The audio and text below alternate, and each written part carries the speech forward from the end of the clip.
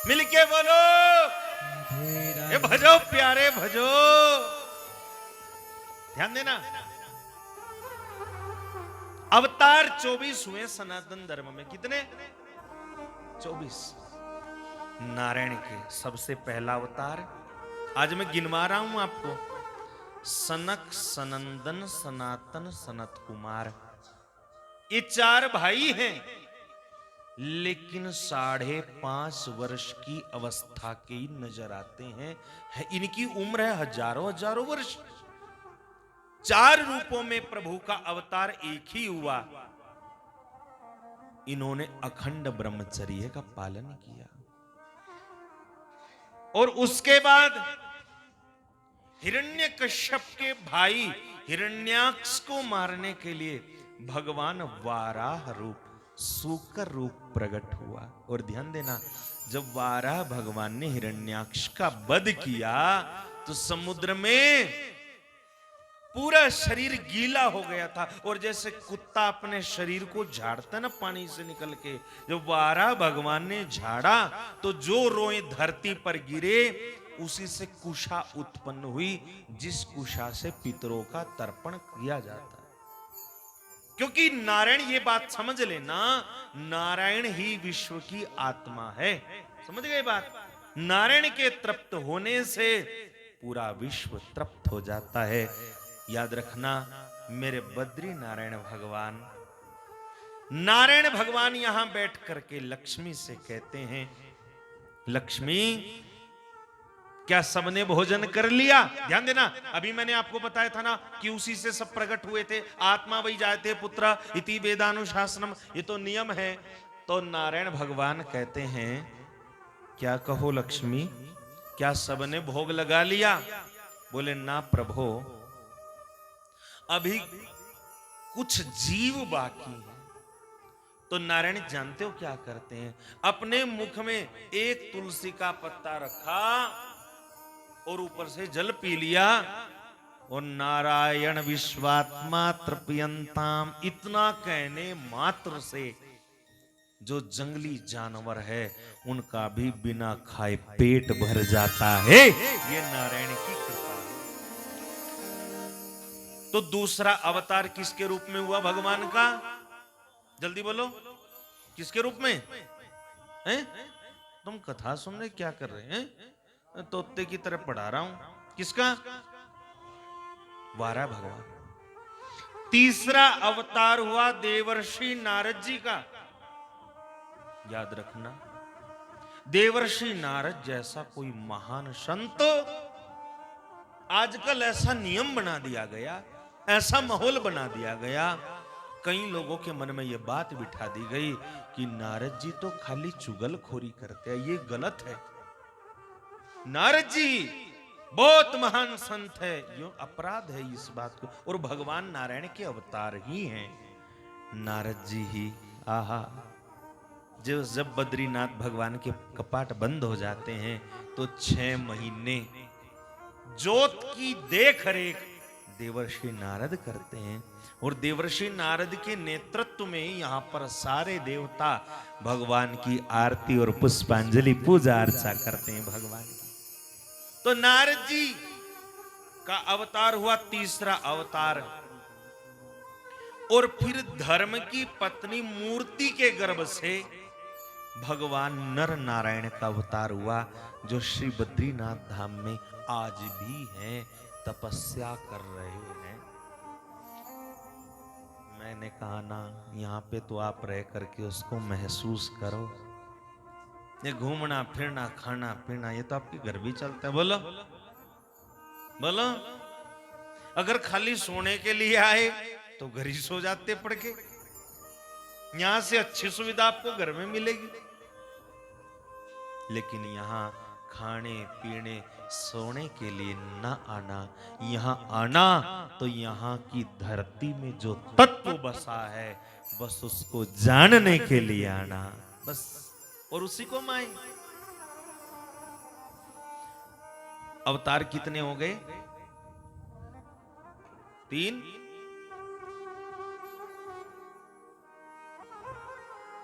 कितने? भगवान का 5वां अवतार हुआ। कर्दम महर्षि की पत्नी देवहूति के गर्भ से कपिल भगवान के रूप में, जिन्होंने मां देवहूति को बड़ा दिव्य ज्ञान दिया और गंगा सागर तप करने के लिए चले गए। और उसके बाद कितने अवतार हो गए बोलो जल्दी? अत्रि महर्षि की पत्नी अनुसुईया के गर्भ से, अनुसुईया महान सती थी, ब्रह्मा विष्णु महेश को उसने अपने छोटा बच्चा बना लिया। तो जो विष्णु का अवतार हुआ, दत्तात्रेय के रूप में भगवान प्रकट हुए, जिन्होंने 24 गुरु बनाए। 7वीं बार रुचि प्रजापति की पत्नी आकुति के गर्भ से भगवान यज्ञ के रूप में प्रकट हुए। उसके बाद 8वीं बार राजा नाभि की पत्नी मेरु देवी के गर्भ से भगवान ऋषभ देव के रूप में प्रकट हुए, जिनसे जैन धर्म चला है। ये भी सनातन धर्म की एक शाखा है। जैनियों के सबसे पहले तीर्थंकर ऋषभ देव हैं। अवतार कितने हो गए? 8। 9वीं बार एक दुष्ट राजा हुआ वेन। क्या नाम था उसका? ऋषियों ने उसको समझाया, वेन मान जा, भगवान की आराधना कर। वेन ने कहा, ऋषियों से तुम्हारी बुद्धि खराब हो गई, मैं ही तो भगवान हूं। तुम आज से नारायण की पूजा बंद करो, मेरी पूजा करो। ऋषियों ने कहा, विनाश काले जाको प्रभु दारुण दुख देई, ताकि मति पहले हर ले। जब वेन नहीं माना और उसने प्रजा पर बहुत अत्याचार किया, तो एक बार ऋषि उसके दरवाजे पर गए और वेन से कहा, वेन हम तुझे समझा रहे हैं, जो तू भगवान बना बैठा है, ईश्वर को मान, अरे नारायण को मान। लेकिन वेन नहीं माना, तो भृगु ऋषि ने हुंग शब्द का उच्चारण करके वेन के शरीर को धराशाही कर दिया। प्राण निकल गए वेन के। जब देखा ऋषियों ने कि अरे राजा धरती का एक था, वो मर गया, अब बिना राजा की फौज हो गई, धरती पर अनुशासन नहीं रहा, चोर लुटेरे घूम रहे, तो वेन के शरीर का मंथन करवाया। सबसे पहले तो उससे नैषाद प्रकट हुआ, जिसकी नाक बड़ी चपटी थी, तांबे जैसे बाल थे, बौना था नैषाद। लेकिन जब दोबारा भुजदंडों का मंथन किया, तो उससे भी भगवान का अवतार हुआ, पृथु अवतार। बोलो पृथु भगवान की जय। पृथु ने सबसे पहले खेती की, इसलिए पृथु से इस धरती का नाम पृथ्वी पड़ा। क्या पड़ा? और पृथु ने एक तीर्थ बसाया, जिसको पृथुदक तीर्थ कहते हैं। कुरुक्षेत्र हरियाणा में जो पड़ता है ना, उसके पास में जो आज के समय में पेहवा है, पेहवा सुना है भाई? पेहवा हरियाणा, कुरुक्षेत्र। आप कहां से हैं? महाराष्ट्र से। वाह क्या बात है, देखो कितनी दूर दूर से भगत जना के कथा सुन। कल लोग आए हुए थे मालवा से, मंदसौर जिला से। बोलो प्रेम से राधे। बहुत दूर दूर से पृथुदक तीर्थ बसाया। और 10वीं बार, कितने अवतार हो गए भगवान के अब तक? जल्दी बोलो। 10वीं बार जब तीनों लोग समुद्र में डूब रहे थे, तब भगवान का मत्स्य अवतार हुआ, मछली के रूप में भगवान प्रकट हुए। क्यों? इसलिए क्योंकि जो जल में रहने वाले प्राणी हैं, इनके मन में ये भावना आ जाए कि भगवान तो केवल मनुष्यों के हैं, हमारे भगवान। इसलिए उनके भाव को पूरा करने के लिए भगवान मछली के रूप में प्रकट हुए। अवतार कितने हुए? 11वीं बार, एक बार समुद्र मंथन हो रहा था और वो पर्वत जब डूब रहा था, तब भगवान कच्छप के रूप में प्रकट हुए, कछुए के, और मंदराचल को अपनी पीठ पर धारण कर लिया। और जब मंथन हो रहा था, मंथन में ही अमृत का कलश लेकर के प्रकट कौन हुए थे? जल्दी बोलो। बोलो धन्वंतरी भगवान की जय। अवतार कितने हो गए? 12। 13वां अवतार मोहिनी अवतार। देव दैत्यों को मोहित करने के लिए। और 14वीं बार भगवान हिरण्यकश्यप के आतंक से मुक्ति दिलाने के लिए और प्रहलाद की रक्षा करने के लिए भगवान नरसिंह रूप में प्रकट हुए। बोलो नरसिंह भगवान की जय। कितने अवतार हो गए? और पंचदशम वामनकम, 15वीं बार भगवान कश्यप की पत्नी अदिति के गर्भ से वामन के रूप में प्रकट हुए। अवतार कितने हो गए? 15। 16वीं बार भगवान जब क्षत्रिय उद्दंड हो गए थे तो उनको दंड देने के लिए भगवान फरसा लेके प्रकट हुए। बोलो परशुराम भगवान की जय। 17वीं बार भगवान पराशर महर्षि की पत्नी सत्यवती के गर्भ से प्रकट हुए। उनका नाम था कृष्ण द्वैपायन। क्या नाम था? बोलो कृष्ण द्वैपायन। लेकिन उन्होंने वेदों का विस्तार किया। वेदों की भाषा बड़ी जटिल थी, वेदों को पुराणों में परिवर्तित किया, तो वेदों का विस्तार किया। विस्तार को संस्कृत में कहते हैं व्यास। क्या कहते हैं? जो विस्तार करता है। इसलिए ये क्या है? व्यास गद्दी। क्या है? इसलिए कृष्ण द्वैपायन का नाम पड़ा वेद व्यास, जिन्होंने यहीं पर तप किया। जहां पर दर्शन करने के लिए सरस्वती के तट पर, यहीं पर वेद व्यास भगवान ने सारे पुराण लिखे और भागवत भी यहीं लिखी। समझ गए बात? आ गई समझ में?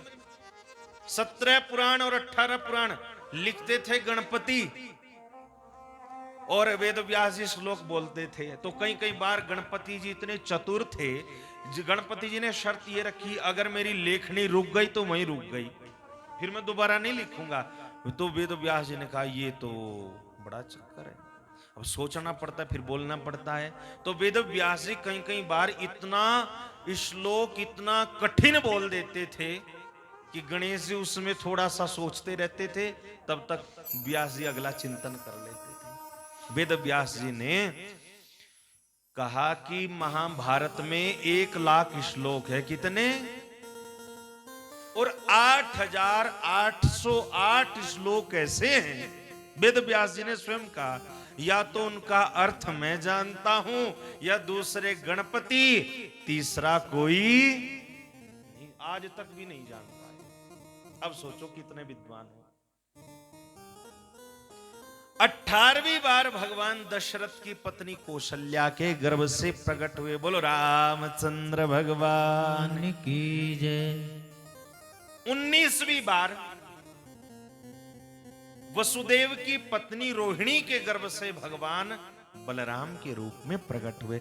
बोलो बलराम भगवान की जय। और 20वीं बार प्रभु एते चांस कला पुंसः, भगवान के 24 अवतार जो हुए, प्रत्येक अंश अवतार होता था, लेकिन राम और कृष्ण के 2 अवतार ऐसे हुए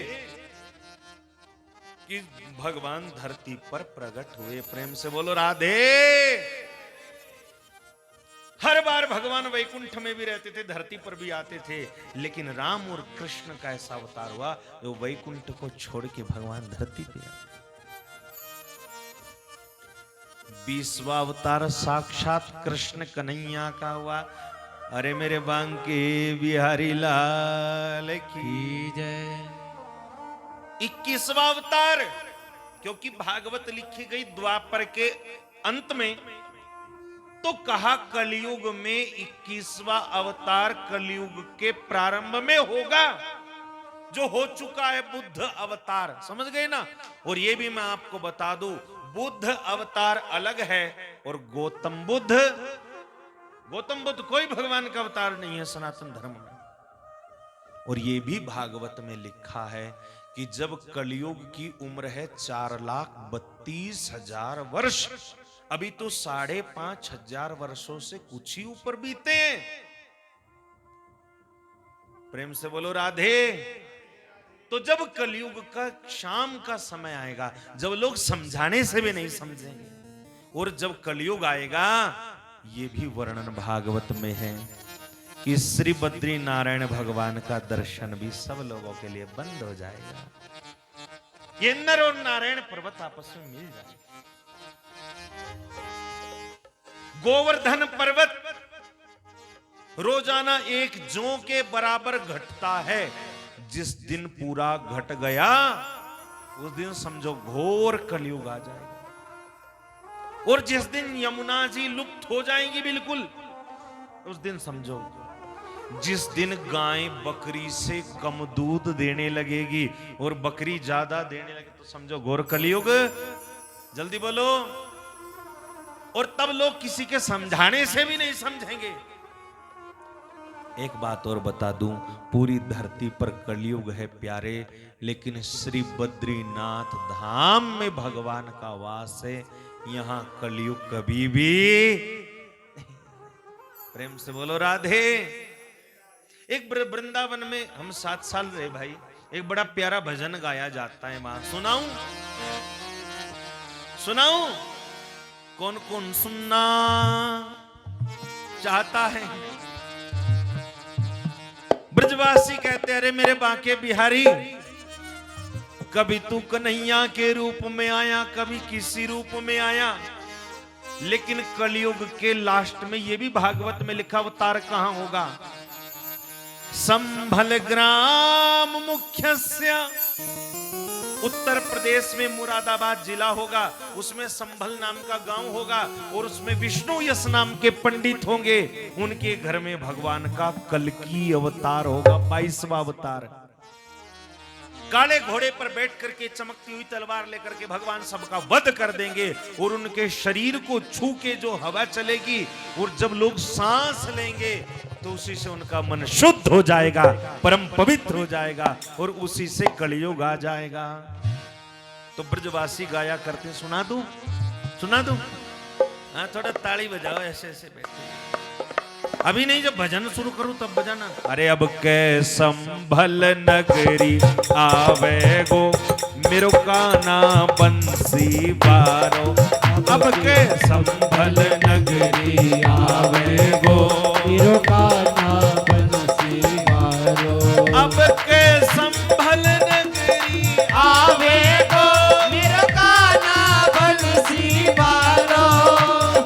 काना बंसी बारो मेरो, मोहन मुरली बारो। बोलो बोलो। काना बंसी बारो मेरो, मोहन मुरली बारो। कान्हा बंसी बारो मेरो, मोहन मुरली बारो। ओ कान्हा बंसी बारो मेरो, मोहन मुरली बारो। अब के संभल नगरी आवे गो, मेरो कान्हा बंसी बारो। अब के संभल नगरी आवे गो, मेरो कान्हा बंसी बारो। बजाओ ताली।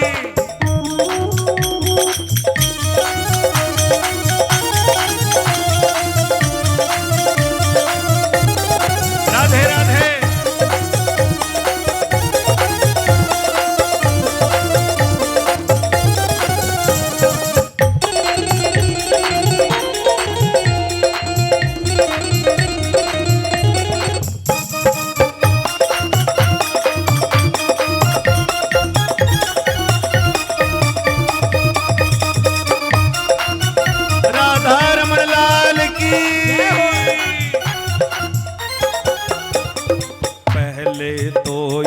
बंसी बजाई। बोलो।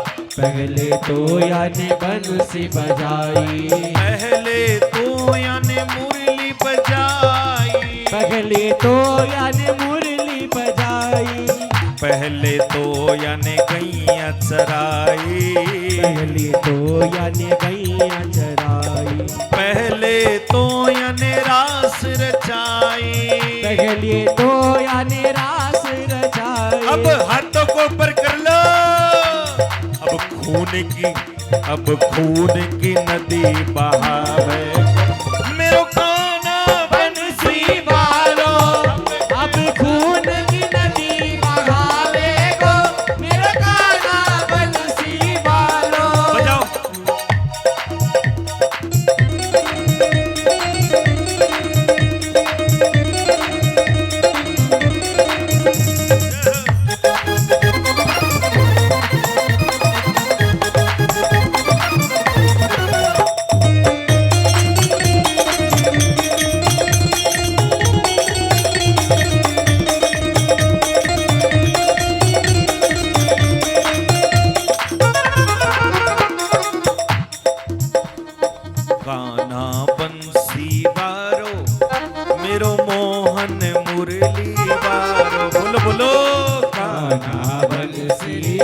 वालो मेरो मोहन मुरली वालो।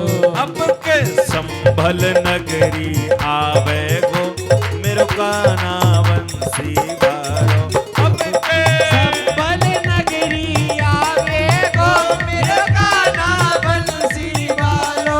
अब के संभल नगरी आवे गो मेरो काना बंसी वालो। बोलो बंसी वारे की जय हो। प्रेम से बोलो राधे।